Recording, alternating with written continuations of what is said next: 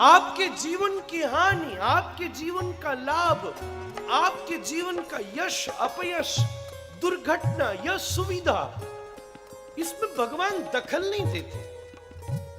और सच बात कहूं तो इसमें उनको कोई आवश्यकता भी नहीं। और एक और इस पर विचार किया जा सकता है, जो घटना घटी है वो हानि है कि लाभ है, ये सिचुएशन कम डिसाइड करती है, परसेप्शन ज्यादा डिसाइड करता है। आपके साथ जो हुआ वो सुख था कि वो दुख था, इसका निर्णय आपका अपना परसेप्शन करेगा, आपका अपना दृष्टिकोण करेगा। वही घटना एक व्यक्ति के लिए बड़ी आनंदमयी हो सकती है और वही घटना किसी दूसरे के लिए बड़ी कष्टमयी हो सकती है। अब इसका क्या विचार किया जाए? देखने वाले की दृष्टि पर निर्भर करता है वो इसको कैसे देख रहा है। कथा का समय 6 से 9 है। कोई ये भी कह सकते हैं अरे मारे शाम को तो घर जाने का टाइम है, इस समय तुमने बुला लिया, ये कथा का समय है। कोई ये भी कह सकता बहुत अच्छा, दिन भर के काम और दफ्तर से मुक्त होकर अब मैं बिल्कुल फ्री हूं भगवान की चर्चा सुनने के लिए। इस पर हर व्यक्ति का अपना मत हो सकता है। एक सा ही भोजन 2 लोग खाते, एक कहते मजा आ गया, मेरे स्वास्थ्य के अनुकूल था, दूसरा कहता है आपने क्या बनाया, मुझे बिल्कुल आनंद नहीं आया। सबकी अपनी व्यवस्थाएं हैं। एक व्यक्ति कहता है वाह सत्संग में तो कोई नीचे बैठ के सुनना चाहिए भाई, कुर्सियों की कोई आवश्यकता ही नहीं है। दूसरा व्यक्ति कहता है नहीं अच्छी बात है, कम से कम बैठा कुर्सी पर है पर मन तो यहां है, शरीर में तो नहीं फंसा है। अब बड़ा भारी झंझट आयोजकों को कि कुर्सी लगाएं कि नहीं लगाएं। हानि लाभ जीवन मरण, गीता में श्री कृष्ण ने स्पष्ट कहा शीतोष्ण सुख दुखेषु तथा मानापमानयो।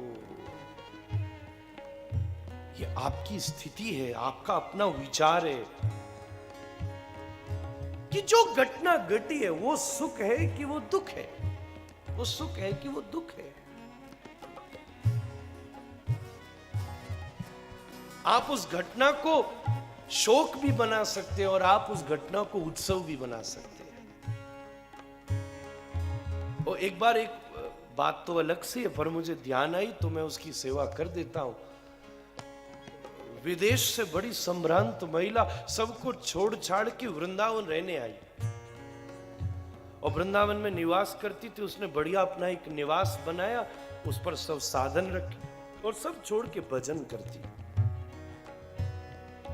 कुछ समय बीता, एक दिन रात में देखा चोर आ गए। बड़ी भावुक महिला थी, हर समय भगवत चिंतन में रहती। चोर आए, घर में घुसे, सामान ले जाने लगे।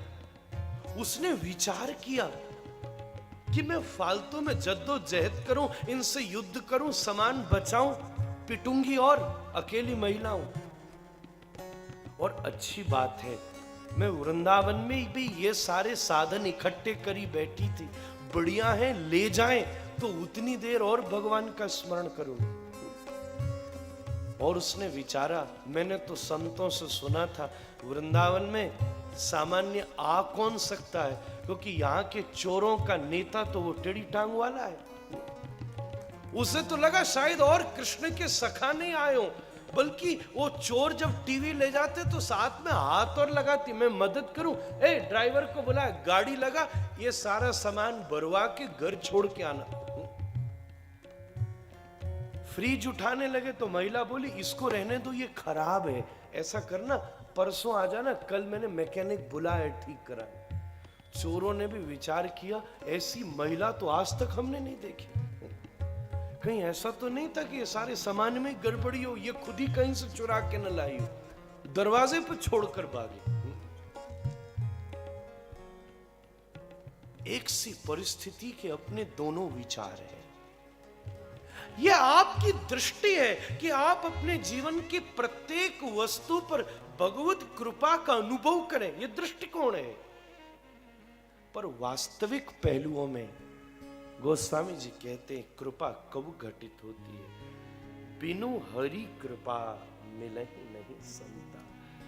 बिना किसी योग्यता के अगर जीवन में सत्संग की प्राप्ति हो जाए तो ये इस बात का प्रमाण है कि शायद भगवान की हम पर दृष्टि पड़ी होगी और उन्होंने अपने उस प्रतिकार को व्यक्त करने के लिए किसी संत को तुम तक भेज दिया।